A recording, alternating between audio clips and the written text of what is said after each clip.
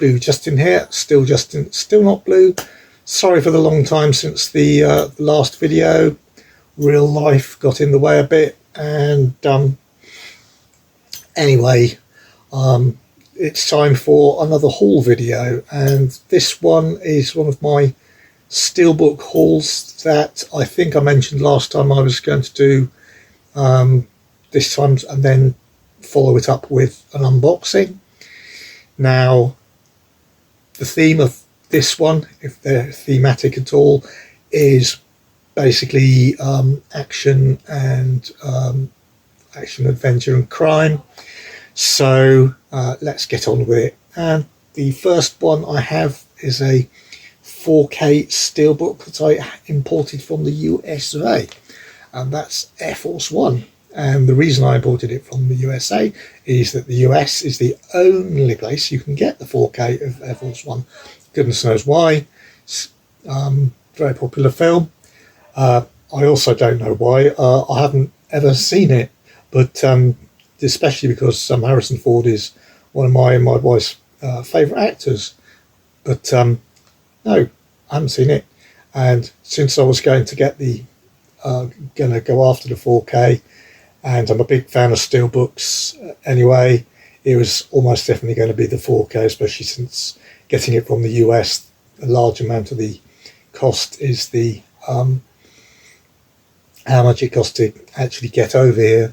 So yeah, looking forward to that one. Seeing it in the best possible quality. Not the biggest fan of the how good the art is on the front. The actual fact, you can see the pictures, some of the pictures on the back that the artist has used as a reference material, but I don't know who it is, but I don't think he got the likenesses quite right. Still a little bit different and quite exciting. Yeah, Harrison Ford, if you don't know, as the US president on board Air Force One that is taken over by terrorists, and he's the man that has to actually take them on rather than relying on his Secret Service agents, etc. So yeah, look forward to that when I have a chance. Next up we have possibly one of the most successful action franchises of recent years, and in my opinion one of the best, the Mission Impossible franchise, International Mission Force. These are of course the 4K Steelbooks, which I should be showing you, starting off with number 1. Just to try to talk as I go through them. I can't really go into many details on the specifics of each one as I go, really, because to a certain extent they're all absolutely excellent in my opinion. They do tend to merge a little bit in my mind, and I can't remember which adventure is which connected to which particular film. The worst is generally accepted to be Mission Impossible 2, but even that is very good in my opinion. That's the one that was directed by is it John Woo? Yes, and includes a lot of his directorial tropes from key things he put into his Hong Kong films that made him so popular, and they wanted him for Hollywood. Unfortunately, some of those slow motion shots and things that are so cool in his Hong Kong movies didn't work as well in the Hollywood environment and the big action blockbuster, but it was certainly worth a try. And I think he worked better when he worked with Jean-Claude Van Damme on Hard to Kill. That's number 3. The other interesting thing I find interesting about Mission Impossible was that in the 60s, of course, it was up against and in competition with Man from U.N.C.L.E. and at the same time as Mission Impossible was having a films franchise spin-off, they had a Man from U.N.C.L.E. film franchise, which was supposed to be a franchise spin-off, and they actually offered Tom Cruise the lead role in the Man from U.N.C.L.E. films, and he turned it down in preference for going for the Mission Impossible films, and I think that was possibly one of the best financial decisions he's ever made. Maybe on for number 4, Ghost Protocol. And I think the big mistake with Man from U.N.C.L.E. is they kept it set back in the 60s, whereas with Mission Impossible, the reboot brought it up to the modern era, which obviously not only helped a lot of people get into it, it also made it a lot easier to shoot, because in actual fact the Man from U.N.C.L.E. film, which is much underrated in my opinion, was absolutely gorgeous in its lovely little details of the 60s cars and that, but obviously it must have added to the cost, and trying to get as many details as they could right, and even then people are bound to point out the ones they didn't. And then of course they had problems with their demographic, and they were trying to appeal to the people who knew Mission Impossible and Man from U.N.C.L.E. from the 60s, but who weren't really, but with keeping it in the 60s, they didn't really aim it at the younger audience who didn't grow up with that time, who didn't know the originals, whereas Mission Impossible aimed it at the younger audience who just vaguely knew the name, maybe, and in that way they could bring them into the cinema, whereas the Man from U.N.C.L.E. Didn't really attract the crowd that, but in its advertising, was very much a case of showing it as a big action thriller type thing, which is aimed at younger people, maybe. I hate to just gloss over and say it's only young people that like action films, that sort of thing, but I'm just talking generically. When they were first releasing them and advertising them, they used the same sort of advertising techniques, but Mission Impossible said, we're setting ours in the modern day with modern weapons and modern gadgets and that they could relate to, whereas Man from U.N.C.L.E. did not do that, and as such Man from U.N.C.L.E. was quite a flop, if I recall correctly, despite the fact I very much enjoyed it. And there we are with Mission Impossible 5, and again with a lovely matching Steelbook artwork to the first 4. And finally, number 6. Of course, they're not going to, very annoyingly to me, and I'm sure some other people out there, they are not going to be matching this cover style to Mission Impossible 7 Part 1 and 7 Part 2, which is a great shame. But if they honestly expect me to rebuy 4K Steelbooks just so I can get matching covers from 1 to 7.2, they have got another thing coming. Even I'm not going to throw my money at it that much. That's just bonkers. Anyway, enough about Mission Impossible and my thoughts about it and Man from U.N.C.L.E. I hope that was of some interest. And on to something totally different. Yep, I know it's a different Robin Hood, but I picked up the Arrow Video, the Steelbook of special of the Kevin Costner Robin Hood, Prince of Thieves. Now, yes, it's an extremely annoying that when it was out with the song staying at #1 forever, week after week on top of the pops. And to say anachronistic, with the jeans being worn by Kevin Costner and the telescope being invented a few hundred years too early, is a bit of an understatement. But let's face it, it's a great film to watch. It's great fun. I believe by now almost all the cuts have been removed from this one. There were various little trims on and off throughout the years. Some they put in at the when it first got released for violence, and then they allowed those back in again, but they cut some other bits because all of a sudden the big hot topic of the day was the sexual references and stuff like that. But I think they're 99%, or if not 100%, removed by the time that Arrow got hold of it. This is of course being Arrow, a brand new 4K restorations of the theatrical and extended cuts. Brilliant. Dolby Vision HDR10, limited edition Steelbook inside. Yes, as you can see there, it's got all the stuff.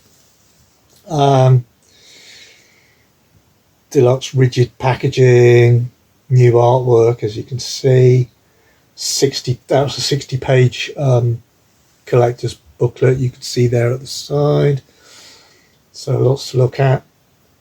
DTS HD Master Audio 5.1. Shame it isn't Atmos, but at least it's original and uncompressed.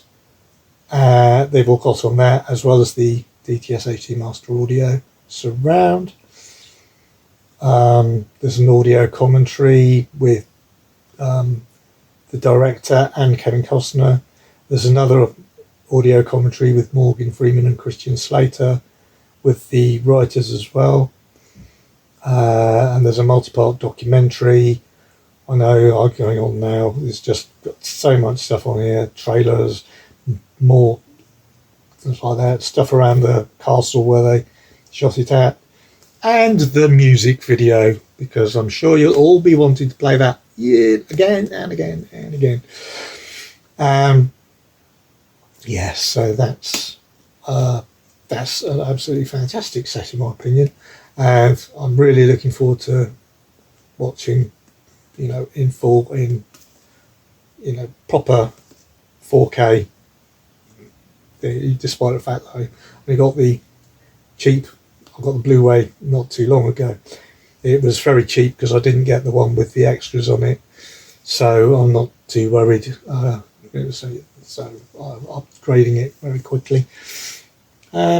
So that's absolutely fantastic. And of course, Alan Rickman, in one of his great performances, chewing the scenery as only Alan Rickman can. He does such a fantastic job in this. I really can't say that what a tragic loss to the acting industry was.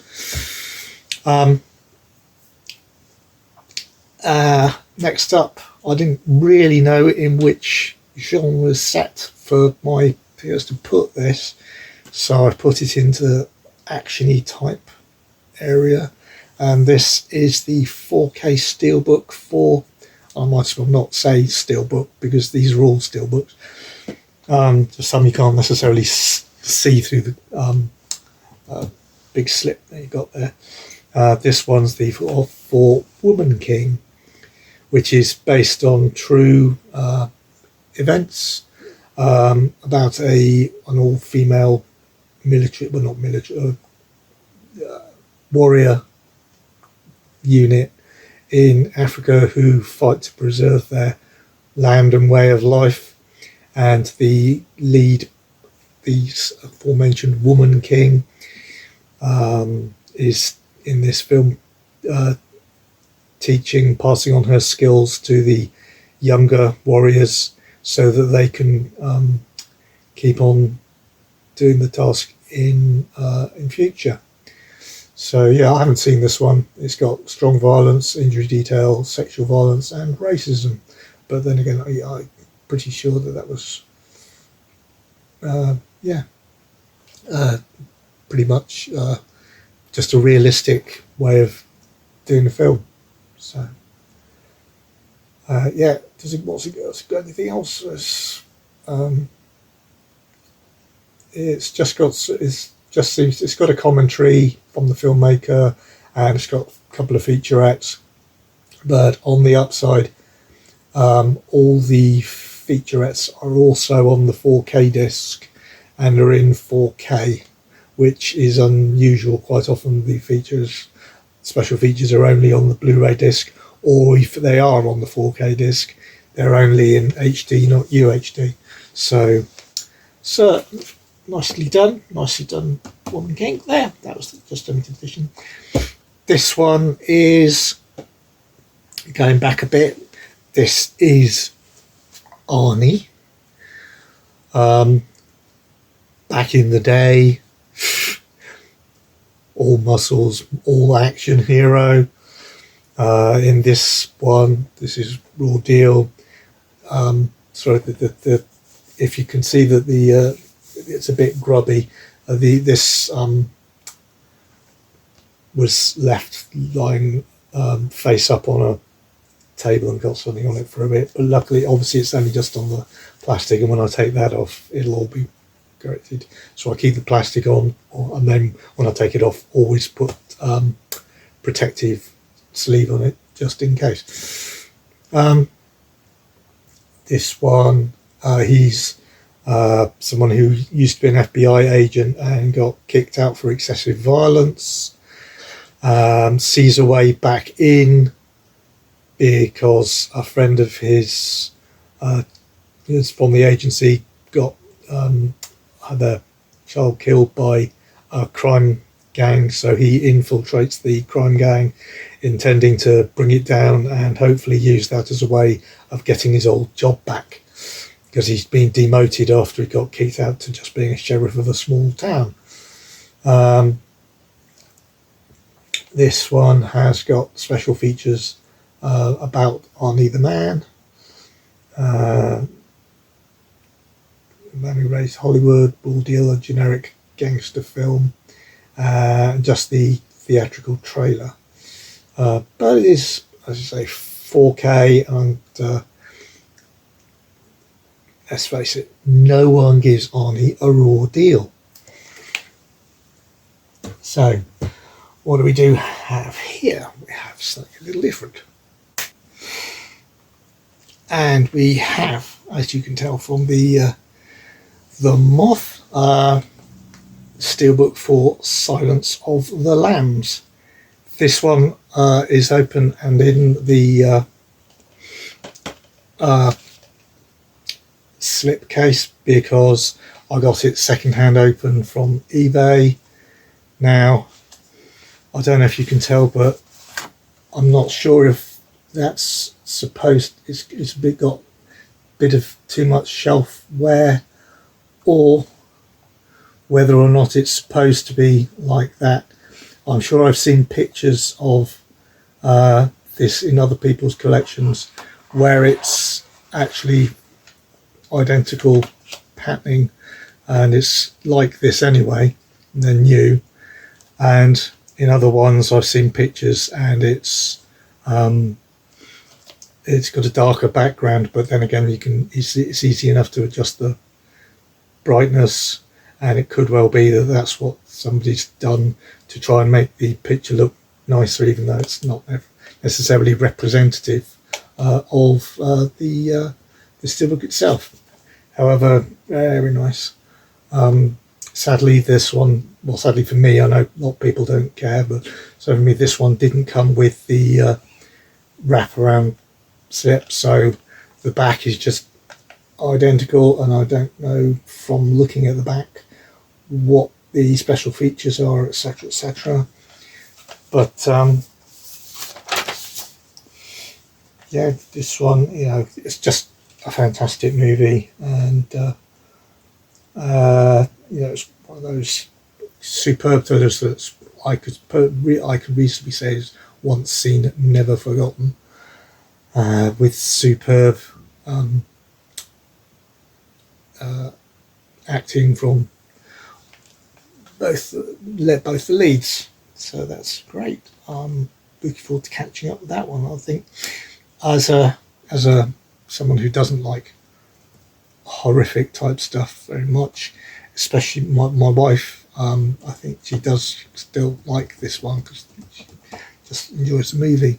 So maybe that's one I can put in for Horror October and we'll get away with. Talking of serial killers, we have Zodiac. This is just the Blu-ray, not a 4K. There isn't a 4K, I don't think. This one's another one that's based on true events. This is based on the notorious Zodiac serial killer. Critically acclaimed. It's got some featurettes and 2 commentaries, and it's supposed to be one of, what did they say? Apparently one of David Fincher's, if it is his most thoughtful and involving film. So that's by Roger Ebert. That's his quote. So obviously they threw that straight back onto the back cover. It's only Dolby Digital, which is a shame. They haven't been able to give it even though it's Blu-ray. Only sticking Dolby Digital on nowadays is a bit of a letdown. I dare say they haven't done anything with the old one apart from slap it into a Steelbook case and charge more money for it. But I haven't seen this one, and it does sound interesting. For those who, this, like I said, serial killer, but for those who don't know, it stars Jake Gyllenhaal, Robert Downey Jr. and Mark Ruffalo. However, in this one, they have a bit of a problem in the sense that none of them have superpowers, which obviously they do in the Marvel films. So, yeah, interesting to know. Again, crime is rampant in Training Day.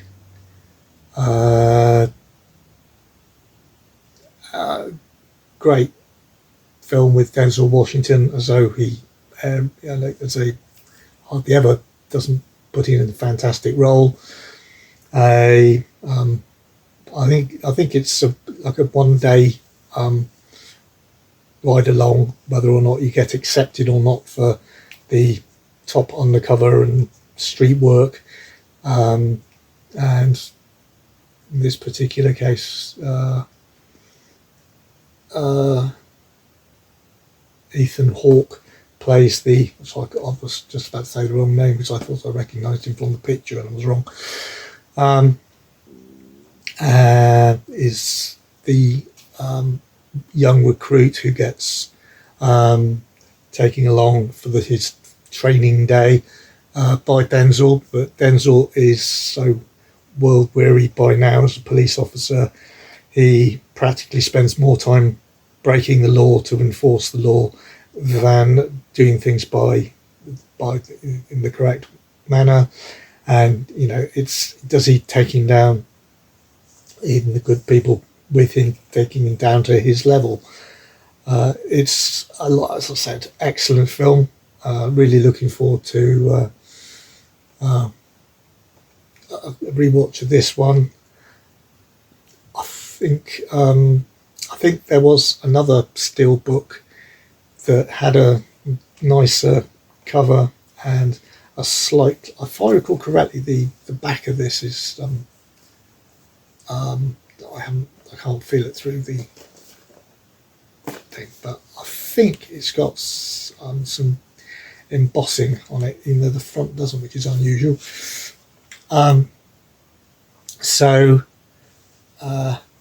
Yeah, I think there's an alternative one with nicer image on the Steelbook, but the only way you can get that is with the limited edition art cards and all that sort of thing. And I decided I was just more interested in getting the film and on 4K and a reasonable, if not brilliant looking Steelbook, rather than pay an extra £10 or £15 for a slightly prettier picture. I'll tell you, slightly. And I was talking about not pretty pictures, but it is an interesting picture. Now we have Reservoir Dogs. This is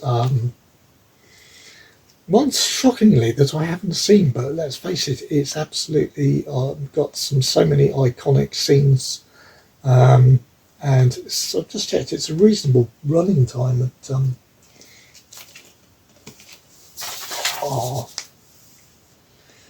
about 1 hour 39, so it shouldn't be too difficult for me to fit that one in sometime. So yeah, I'd really like to watch that properly, watch it for the first time. So yeah, I sort of get it on 4K, I thought. So yes, deleted scenes, a couple of featurettes.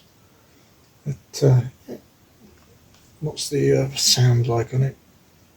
Just True HD, I think. In actual fact, we'll try and see if I can. Ooh, can I? Take a break for a sec. We're back. I just wanted to remove the shrink wrap because I wanted to show you the fact that it's got a clear plastic slip on it. And look away now if you're squeamish. How lovely is that? When I say lovely, of course, what I mean is, who thought of that? Not very nice at all, but really clever. That's the back with all the stuff on it. The only thing I dislike, as I've said before, with these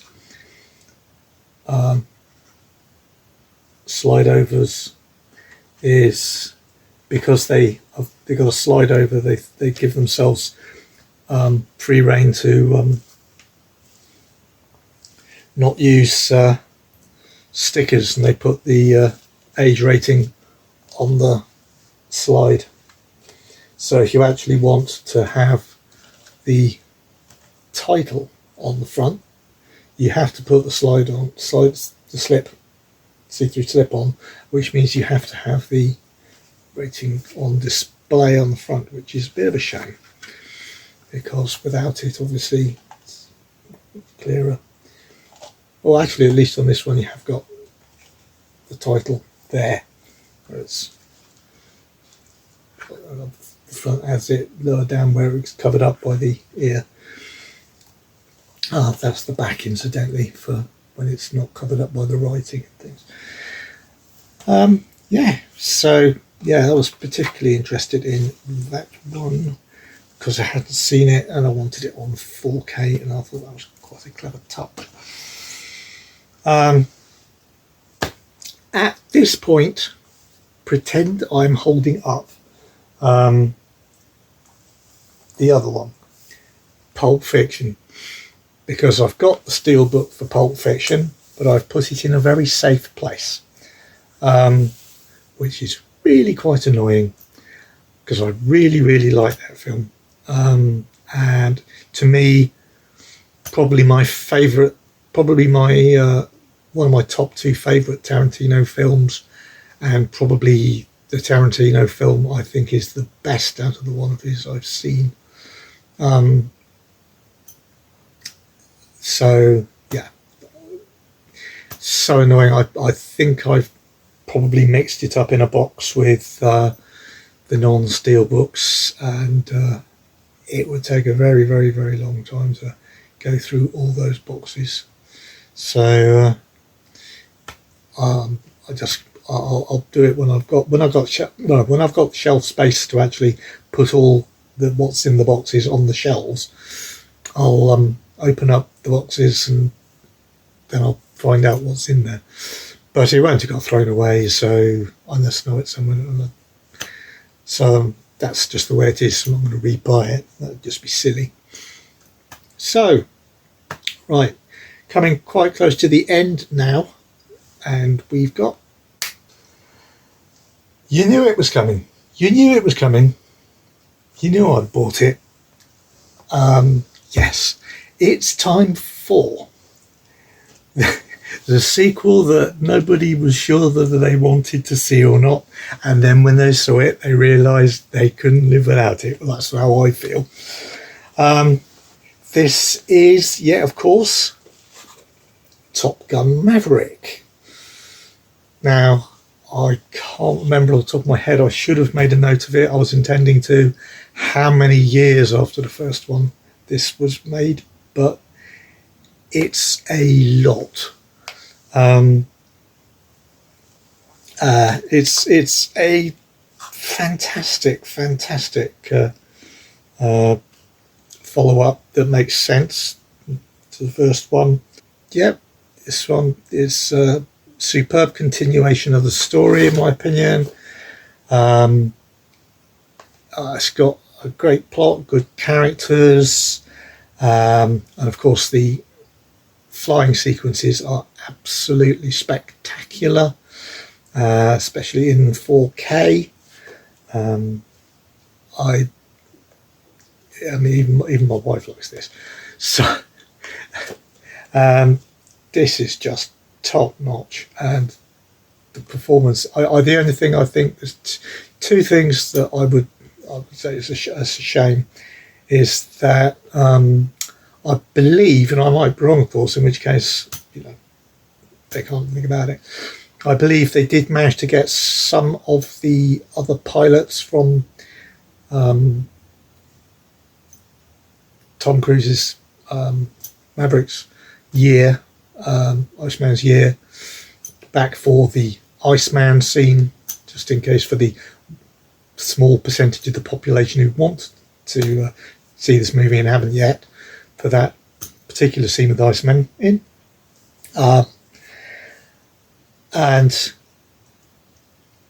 I think they managed to get some back, but they were removed in the final cut, and I thought it was a great shame they didn't at least put, as far as I'm aware, they aren't involved in any of the extras, which is a shame, because they managed to get, I think they managed to get Slider back, despite the fact he's retired from acting and lives on a ranch in the middle of nowhere now.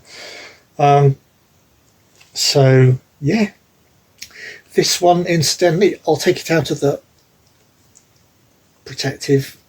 Well, obviously I've got it in a protective because I've opened it and watched it. This one is, I'll just pop that off for a moment. Yes, I know. It's useful, but yeah. This is the HMV exclusive lenticular. It's not got much lenticular effect, which is a shame. I'd have thought they could have possibly done more with it.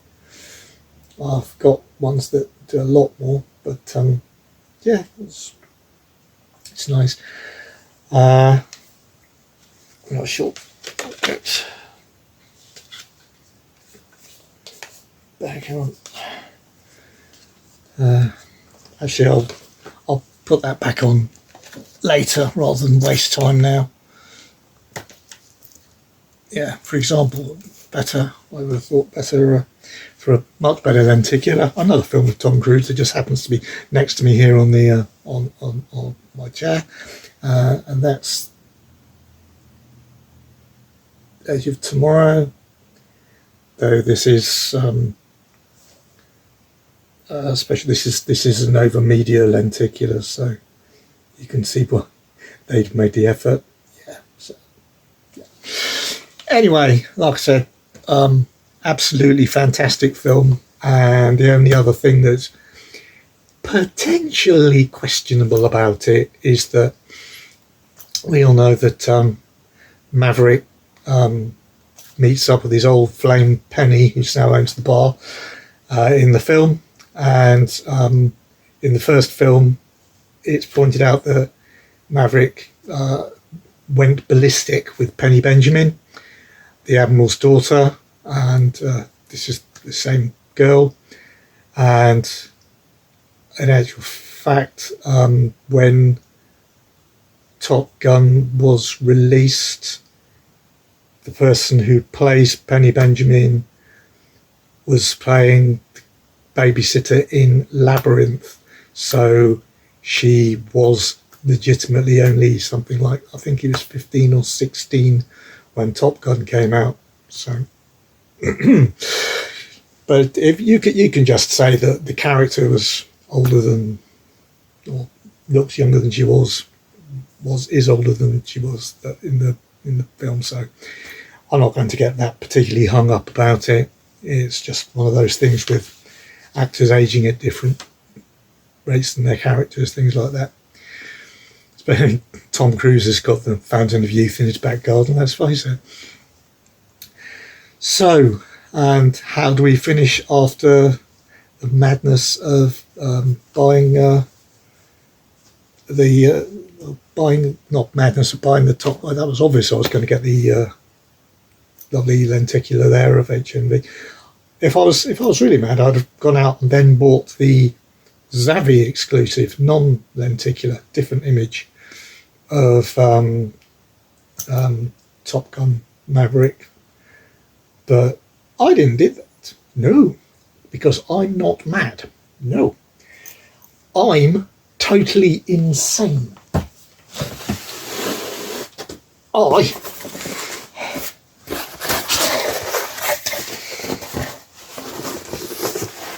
got this one, the Maverick Nutter Fan box set, and this is what it came in. Yeah, it was in this box inside the Amazon box. Lovely protective bits packaged up at the factory and all that. So, what a beaut she is. I'm sorry, I'm trying to see the camera so I can see what you can see. Yeah, fantastic. I know, total nutter. Not exactly cheap, but then again, more money than sense. Sometimes when it comes to Top Gun, that's just me.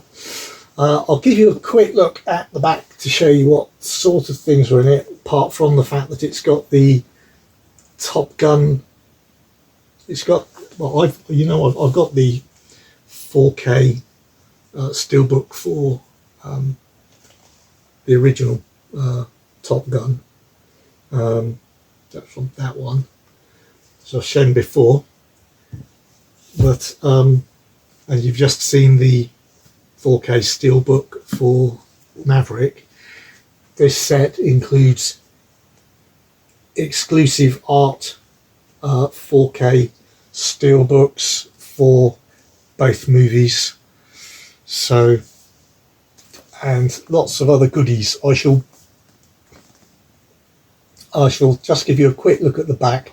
But as I said, my next video is going to be a full proper unboxing of this, so I hope you tune in for that one, because there's quite a lot in here. Not all of it totally necessary, I'm sure, but if you want to have a look at all the stuff in there, oh yeah, I feel the need to unbox. Right. Oh, yeah, that's fantastic. So, yeah, lots and lots of money, and I think you can still get it. In fact, at one point, Amazon had a 3 or 4 day drop in price by an extra 10 or 11 quid over what they're selling it for now. And what they're selling it for now is about 20 something quid down on what it was when it was released. live though. But yes, still very, very expensive unless you're a little bit mad. So anyway, I'm just going to pop that back down out of the way, and next time you'll be seeing me, hopefully, be for this unboxing, which won't be very far away. So I can't wait. Okay, thanks very much for watching. If you did like the video, please hit the like button, please hit subscribe, and recommend it to anybody if you can. Hit the notification bell to find out when that video is going to be, and in the meantime, whilst you're waiting for that to come out, please enjoy all the TV, movies and cinema trips you can yourself. Anyway, cheers.